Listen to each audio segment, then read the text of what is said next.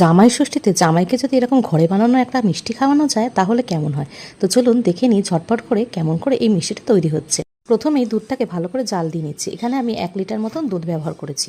নিয়ে নিয়েছি এখানে চিনি, আমন্ড, এলাচ, আমের স্লাইস আর ভিনিগার। চিনিটাকে আমি এখানে পেস্ট করে নেব।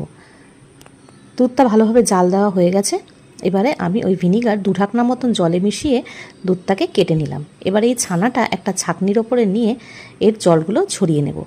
পরিষ্কার কাপড়ের মধ্যে নিয়েও জল ঝরানো যায়, কিন্তু যারা পরিষ্কার কাপড় ধরুন হাতের কাছে নেই তারা এইভাবেও ছাঁকনি দিয়ে ভালোভাবে চেপে চেপে জল ঝরাতে পারেন। এবারে ওই একই কড়াইয়ের মধ্যে আমটাকে পেস্ট করে নিয়েছি আর ওই যে চিনি গুঁড়ো করে রেখেছিলাম সেটাকে দিয়ে ভালোভাবে এটাকে নাড়াচাড়া করব যতক্ষণ না পর্যন্ত এটা একটু ড্রাই হয়ে আসছে। এবার ওই একই মিক্সার জারের মধ্যে ছানাটাকে দিয়ে তার মধ্যে কিছুটা চিনি দিয়ে আমি ভালোভাবে পেস্ট করে নিচ্ছি।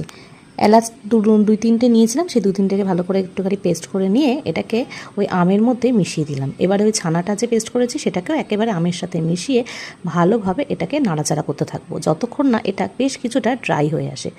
আমি একটা স্টিলের টিফিন কারি নিয়েছি, তার মধ্যে 1 চামচ মতন ঘি ভালোভাবে ব্রাশ করে দিচ্ছি।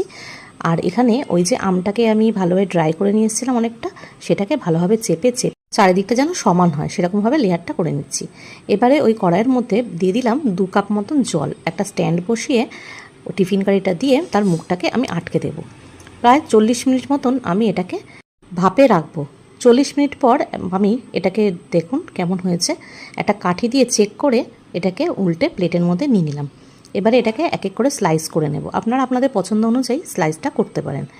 রেডি হয়ে গেছে আমের সন্দেশ। ওপর দিয়ে গার্নিশিংয়ের জন্য কিছুটা আমন্ড আমি গ্রেট করে নিয়েছি আর একটা কিশমিশ দিয়ে দিয়েছি। কেমন লাগলো আমার রেসিপিটা আমাকে অবশ্যই কমেন্ট করে জানাবেন। ভালো একটা লাইক আর শেয়ার করে দেবেন আর সাবস্ক্রাইব করতে ভুলবেন না।